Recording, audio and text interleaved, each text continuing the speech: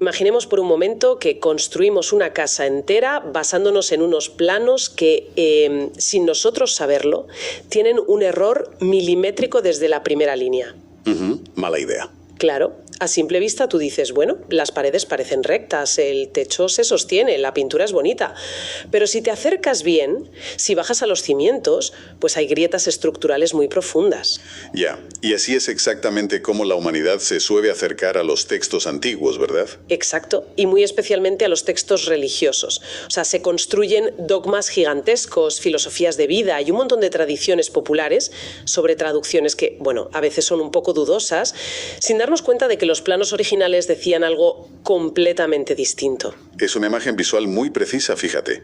Lo que suele ocurrir es que damos por sentadas capas y capas de, digamos, pintura folclórica, que se han ido acumulando durante siglos. Ajá. Y al final perdemos de vista el material original. Es un terreno que está lleno de clichés que, irónicamente, oscurecen una arquitectura intelectual, histórica y psicológica que es absolutamente brillante. Totalmente. Pero nos quedamos con la versión superficial, con el cuento infantil, y perdemos la esencia real de lo que esos textos intentaban transmitir en su origen. Y precisamente de raspar esa pintura trata nuestra inmersión profunda de hoy. Yo estoy segura de que a quien nos escucha le va a encantar, porque vamos a bajar a esos cimientos basándonos en el texto titulado Descifrando la palabra de Dios, del autor Ronald H. Morales G. Un análisis fascinante, desde luego. Lo es. Y quiero aclarar que la misión aquí no es plantear un debate religioso clásico, ni, por supuesto, tomar partido por ninguna creencia. Claro, eso es fundamental, dejarlo claro. Eso es. El objetivo es puramente analítico. Es extraer el significado original, tanto lingüístico como histórico, de estos textos milenarios basándonos en el material del autor. Así que, para cualquier mente curiosa que busque ir más allá de la superficie, preparaos para cuestionar hechos que la sociedad da por sentados de forma automática. Vamos a cuestionar hasta la fecha de hoy. Literalmente. Vamos a empezar por algo tan básico como el año en el que supuestamente vivimos. Porque para entender los textos antiguos, lo primero, supongo, que es ubicarnos en el tiempo real, ¿no? Totalmente. Un tiempo que, sorprendentemente, la inmensa mayoría del mundo calcula mal todos los días al mirar el calendario del móvil o del ordenador. Vale, vamos a desglosar esto, porque cuando lo leí en el texto me sonaba un poco a teoría de la conspiración de Internet, pero resulta que es pura historia documentada. Sí, pura historia. Siempre hemos asumido que el año cero es intocable, inamovible, pero según el libro, todo el sistema de contar los años antes y después de Cristo fue creado en el siglo VI por un monje y matemático llamado Dionisio el Exiguo. Exacto, Dionisio. Y la historia cuenta que cometió un error colosal. Pero, a ver, ¿fue un simple despiste matemático de este hombre o hubo algo más oscuro detrás de esto? Pues fíjate, no fue un simple error de cálculo por llevar mal las cuentas en un pergamino. Fue una manipulación cronológica bastante deliberada, encargada en su momento por el Papa Juan I. Madre mía. Lo que hizo Dionisio fue fijar el nacimiento de la figura histórica de Cristo en el año 753 desde la fundación de Roma, lo que en latín se conoce como ab urbe condita. Vale, pero la gran pregunta es, ¿por qué elegir exactamente esa fecha y no sé, cualquier otra que cuadrara mejor? Y la respuesta es puramente política y cultural. Lo hicieron para que coincidiera con festivales paganos que ya estaban profundamente arraigados en la población romana. O sea, una maniobra de marketing de la antigüedad. Exactamente, puro marketing. Específicamente querían solaparla con el Natalis Invicti, que era la fiesta del sol invencible. Ah, claro, el culto solar. Eso es, un culto solar muy popular en el Imperio Romano, que se celebraba a finales de diciembre. La estrategia era superponer una fecha de gran peso teológico para suplantar una tradición pagana con una cristiana, para que la transición cultural fuera más fácil para el pueblo llano. Ya, pero al hacer esto, ignoraron por completo los registros históricos que estaban en los propios textos antiguos. Los barrieron bajo la alfombra, literalmente. Y aquí es donde la propia historia documentada desmonta nuestro calendario actual. El autor señala que hay registros clarísimos de que Herodes el Grande murió en el año 749 de Roma. Efectivamente. Entonces, si los textos afirman que Herodes estaba vivo cuando nació Jesús, el nacimiento tuvo que ocurrir obligatoriamente al menos unos 4 a 6 años antes de la fecha que marca nuestro año cero actual. Matemática básica. Así que técnicamente llevamos siglos con el reloj desfasado, viviendo en un año que no corresponde con la realidad histórica que intentamos medir. Es flipante. Lo fascinante aquí es cómo este tipo de malentendidos, donde el ser humano manipula el tiempo o el texto literal para que encaje con sus intereses políticos, se trasladan a otros pasajes y crean aparentes contradicciones insalvables. Contradicciones que, han vuelto locos a los eruditos y a los escépticos durante siglos.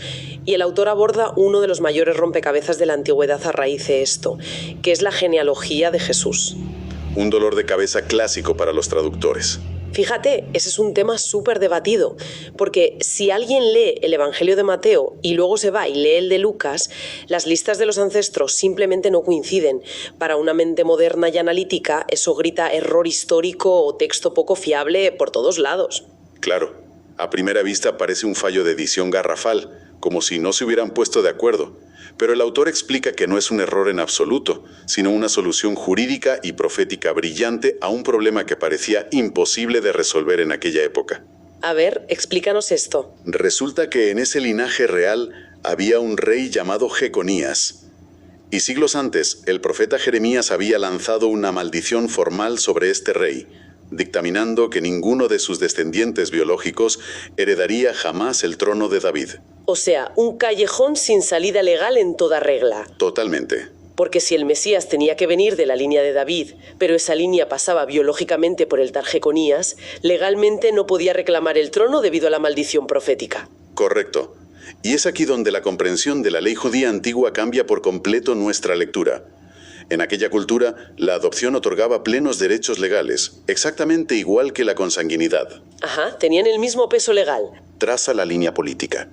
Mateo nos muestra cómo el linaje pasa por Salatiel y Zorobabel, presentando a José como el padre legal. Vale, voy pillándolo. Esto otorga el derecho al trono de David por vía de adopción legal, esquivando de forma maestra la maldición biológica de Jeconías.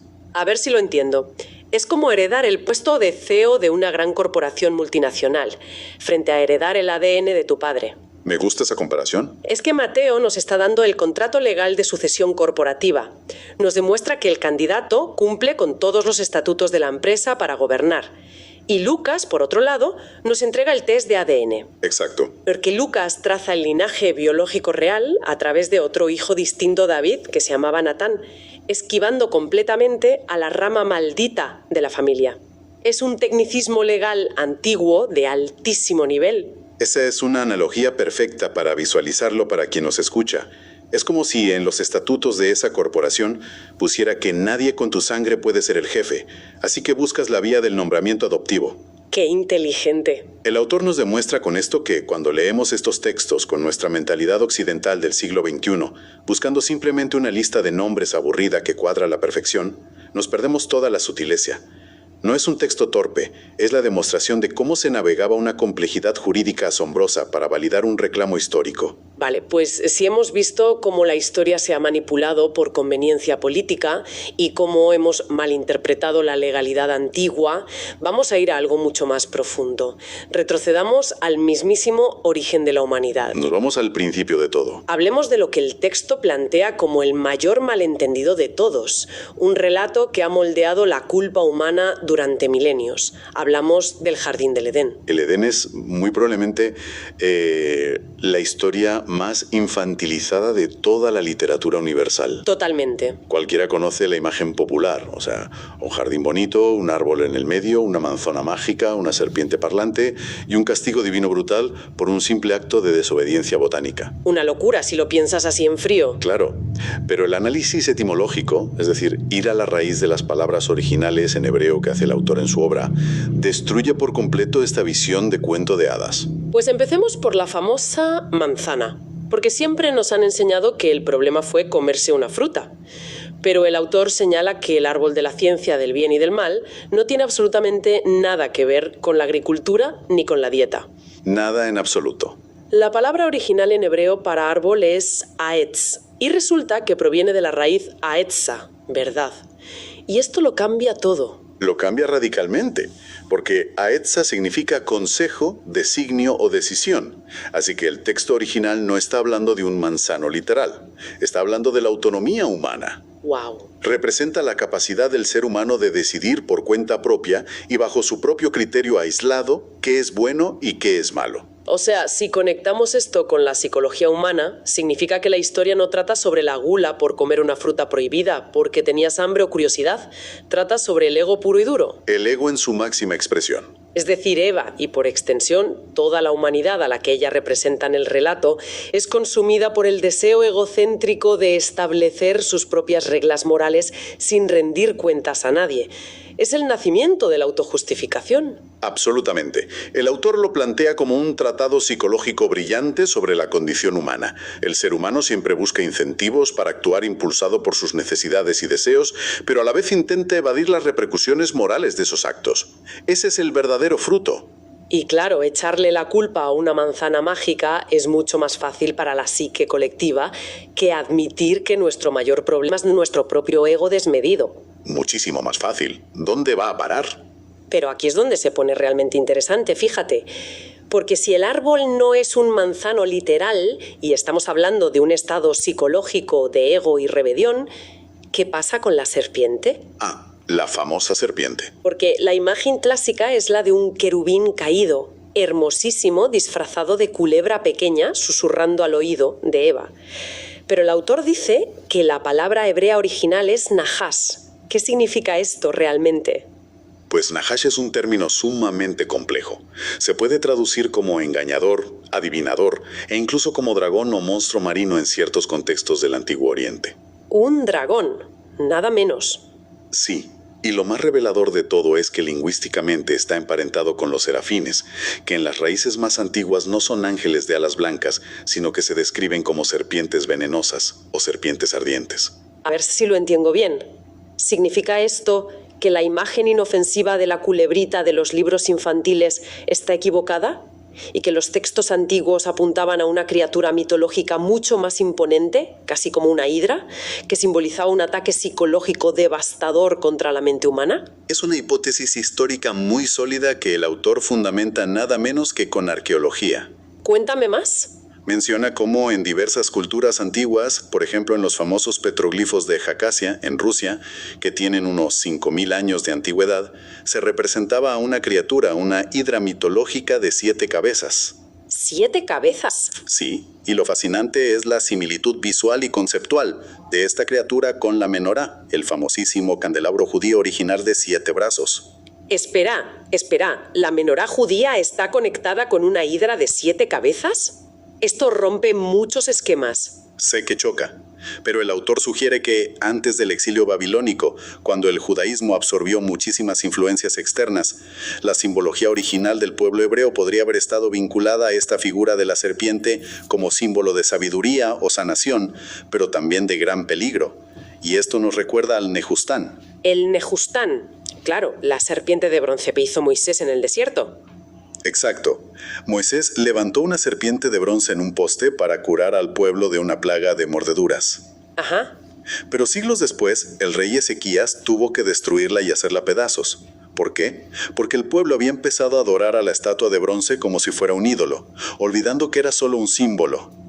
Esto demuestra la tremenda necesidad psicológica del ser humano de venerar a los monstruos, a lo tangible, en lugar de enfrentarse a los conceptos abstractos y morales de su propia mente. Es alucinante. Cambia completamente el foco de la historia. Pasa de ser un relato sobre el origen de la agricultura o por qué le tenemos miedo a los reptiles en el campo a ser una narrativa profundísima sobre fuerzas oscuras, sobre engaños psicológicos que actúan como espejos de la propia avaricia y el deseo de poder del ser humano. Y hablando de espejos, engaños psicológicos y la necesidad de creer en lo irreal, la narrativa de estos textos antiguos está repleta de momentos donde la mente humana percibe cosas que simplemente no existen. Ya veo por dónde vas. Esto nos lleva directamente a otro pasaje que históricamente se ha interpretado de forma muy literal y casi de película de terror sobrenatural. Hablo del rey Saúl y la famosa adivina de Endor, en el libro de Primera de Samuel. A ver, este pasaje siempre me ha parecido rarísimo dentro del contexto de esos libros. Es muy particular, sí. La historia básica dice que Saúl, que es el rey, está desesperado porque sabe que va a perder una guerra inminente. Y en su desesperación más absoluta acude a una adivina a una especie de medium, para que invoque al fantasma del profeta Samuel, que ya había fallecido, para pedirle consejo militar. Esa es la lectura tradicional, sí. Claro. Y la lectura popular durante siglos ha sido que efectivamente la bruja tiene poderes reales y trae de vuelta el espíritu de verdad del profeta desde el más allá. Pero claro, si aplicamos la misma lupa lingüística que acabamos de usar en el Edén, el texto no dice eso para nada, ¿verdad? En absoluto. Aquí es donde una mala traducción fomenta el pensamiento mágico y esotérico. El texto hebreo original no usa la palabra que designa al espíritu real de una persona fallecida. ¿Qué usa entonces? Utiliza la palabra of, que se traduce de manera mucho más precisa como espectro, simulacro o ilusión. Estamos hablando de un fantasma imaginario, una proyección mental. Saúl estaba en un estado de profundo decaimiento mental, espiritual y psicológico. Estaba aterrorizado por la guerra. Y en ese estado de vulnerabilidad extrema, fue víctima de un engaño o de una alucinación brutal. O sea que el texto sugiere que lo que vio fue un reflejo de sus propios miedos, tal vez una ilusión orquestada, o como dice el autor en otros contextos del libro, un espíritu de error enviado para confundir a alguien que ya había perdido completamente el rumbo. Exactamente. Y esto conecta muchísimo con cómo entendemos hoy la salud mental y el poder de la sugestión, ¿no crees? Creemos ver lo que necesitamos ver cuando estamos desesperados y tocamos fondo. Precisamente, es un análisis muy adelantado a su tiempo. Y esta idea de que una ilusión o un engaño profundo pueda ser parte de un plan superior nos empuja de lleno a uno de los debates teológicos más complejos que el autor aborda sin tapujos. Miedo me da. La destrucción del concepto de la voluntad permisiva de Dios. Ay, la voluntad permisiva. Ese es un término clásico. La idea de que Dios a veces simplemente permite que pasen cosas horribles, como si mirara hacia otro lado, se cruzara de brazos y dejara que el universo fluya con sus crueldades e imperfecciones. Exacto. Muchas tradiciones enseñan eso precisamente para intentar proteger la reputación divina ante la innegable existencia del mal en el mundo. Claro, para no echarle la culpa. Pero el autor argumenta que eso es un invento humano muy tardío. En los textos originales, argumenta él, la deidad tiene el control absoluto y no hay nada que ocurra por accidente o por un simple permiso pasivo. Y pone el ejemplo paradigmático del libro de Job. Espera, frena un momento, porque esto es difícil de tragar. Si me dices que, según el texto, Dios no solo permite el mal, sino que lo orquesta absolutamente todo, ¿no lo convierte eso en el villano de la historia para cualquier mente moderna que nos esté escuchando? Es decir, suena cruel que alguien mueva los hilos a propósito para que ocurran tragedias espantosas. ¿Cómo justifica el autor esto sin que suene a tiranía pura y dura? Es la pregunta fundamental que cualquiera se haría, y el autor la aborda cambiando la perspectiva sobre la causalidad y el propósito final. En el relato de Job aparece la figura de el Satán. El diablo clásico. Bueno, en hebreo, el Satán no es un ente todopoderoso y malvado con cuernos que actúa por libre albedrío para arruinarle la vida a la gente porque sí. La palabra significa simplemente el obstáculo o el adversario. Y si lees el texto de cerca, prestando atención, no es el adversario quien ataca primero por sorpresa, y quien utiliza esta figura de adversario como una herramienta milimétricamente controlada. Pero, ¿una herramienta para qué? Porque a Job le destrozan la vida. Para el perfeccionamiento de Job, no hay improvisación ni caos. La idea que plantea el autor es que el control absoluto no busca la crueldad, sino la evolución a través del fuego, digamos. Es como ver a un gran maestro de ajedrez jugando una partida simultánea súper compleja. Vale. Creo que entiendo por dónde vas con esto. El gran maestro de ajedrez no permite pasivamente que el oponente le capture un peón porque se haya despistado o porque tenga una debilidad en la defensa. Él orquesta ese sacrificio de forma absoluta. Eso es. Es doloroso para la pieza que es sacrificada, por supuesto, porque la sacan del tablero. Pero el jugador lo hace porque ya tiene planeado el jaque mate definitivo 10 movimientos después. Algo que el peón, desde su limitadísima posición en el tablero, es incapaz de ver. Esa es la esencia pura del argumento. Y la razón por la que la humanidad inventó la voluntad permisiva más adelante es porque a nuestra psique le incomoda muchísimo pensar en un control tan absoluto que incluye el dolor o el sufrimiento profundo como una herramienta pedagógica. Totalmente queremos un universo cómodo. Intentamos suavizar el texto para que la deidad parezca más amable según nuestros estándares modernos de moralidad, pero el autor señala algo revelador en todo esto. Entender este nivel de soberanía elimina de raíz lo que él llama el síndrome del impostor espiritual. El síndrome del impostor espiritual. Qué término más curioso. Eso suena a que ya no le puedes echar la culpa a un demonio externo de tus malas decisiones, no. Exacto. Se acabó el echar balones fuera.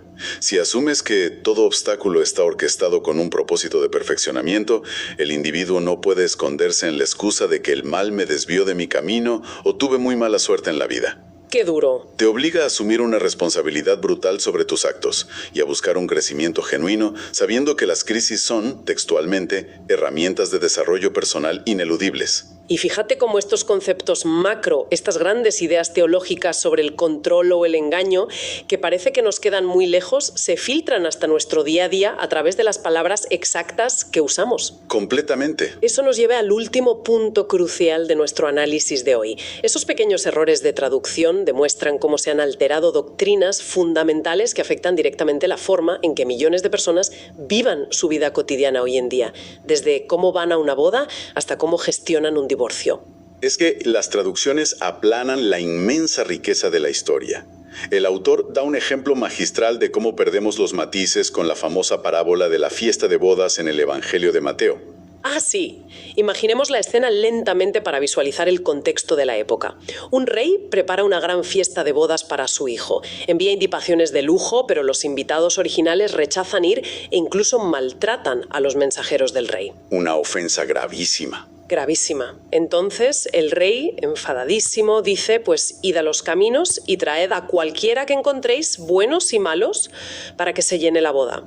Las traducciones clásicas que leemos hoy en día suelen usar la palabra convidados o invitados para referirse a ambos grupos de personas.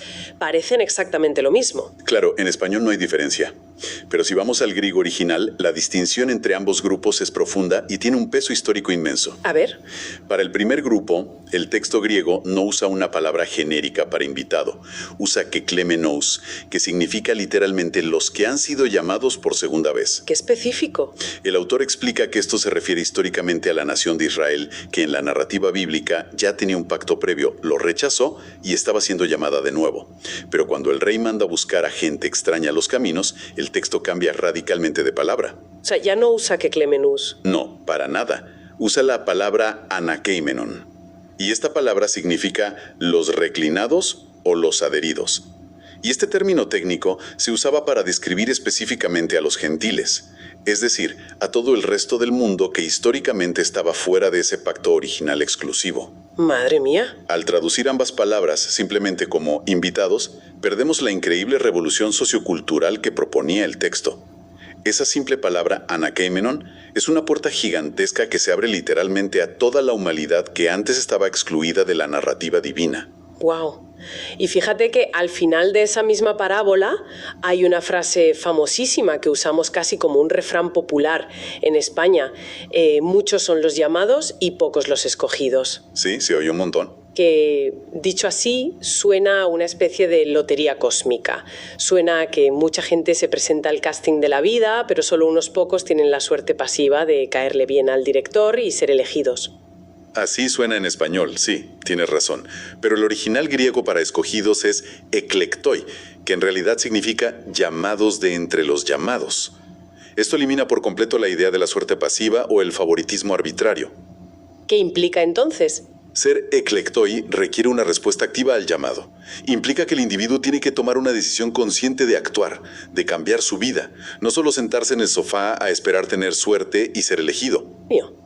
Hoy en día hay mucha confusión, dolor y culpa alrededor de las relaciones precisamente por cómo leemos estos textos.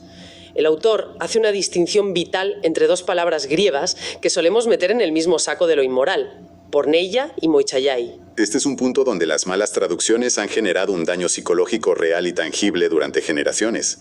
Moichaiai es adulterio matrimonial puro y duro, es decir, romper un pacto matrimonial existente mediante la infidelidad. Vale, eso lo entendemos todos. Pero la otra palabra, porneia, a menudo se traduce en las Biblias modernas simplemente como fornicación, inmundicia o inmoralidad sexual de forma supergenérica. Sin embargo, en la estricta jurisprudencia de la época, porneia tenía matices legales muy específicos. O sea, no era simplemente tener relaciones fuera del matrimonio. Se refería a uniones ilegales a nivel legal. Exactamente, se aplicaba por ejemplo a situaciones donde alguien se casaba con una persona que ya estaba divorciada, pero cuya expareja seguía viva, lo cual violaba ciertas leyes antiguas de consanguinidad y alianza tribal. ¡Qué fuerte! Al mezclar mocha ya y porneia bajo la misma traducción moderna de pecado sexual, se han creado doctrinas muy confusas y a menudo increíblemente opresivas sobre el matrimonio y el divorcio, aplicando castigos y estigmas que el texto original diferenciaba muy claramente como problemas legales distintos. Pues todo esto cambia radicalmente la perspectiva de la palabra más importante de todas en el ámbito religioso, que es la fe, con mayúsculas. Según argumenta el autor, si leemos correctamente los originales, la fe no es un sentimiento estático, no es esa sensación cálida y reconfortante que te invade mientras miras al cielo y piensas cosas buenas en silencio. Para nada, eso es una invención moderna. El texto describe la fe como una semilla, que, por su propia naturaleza biológica y su diseño, obligatoriamente tiene que producir obras visibles. Si no hay acciones palpables que la respalden, si tu vida no cambia materialmente, esa fe nunca fue implantada realmente. Es solo un pensamiento ilusorio. Ajá. Además, el texto subraya que el acto de servir a los demás debe hacerse por esperanza. Y aquí, atención, esperanza en el original griego implica un amor completamente desinteresado. O sea, no servir por interés, que sería esperar un beneficio a cambio, una especie de transacción comercial con el universo, o comprar un ticket VIP para la salvación eterna. No. Precisamente. Recuperar el significado exacto de estas palabras devuelve el sentido de responsabilidad absoluta al individuo. Entender que el servicio no es dar para recibir bendiciones, sino un acto puro de gratitud, transforma una religión que suele estar basada en el miedo o en la recompensa egoísta, en una filosofía de vida madura, basada en la transformación visible y real del entorno. Menudo viaje intelectual nos hemos pegado hoy.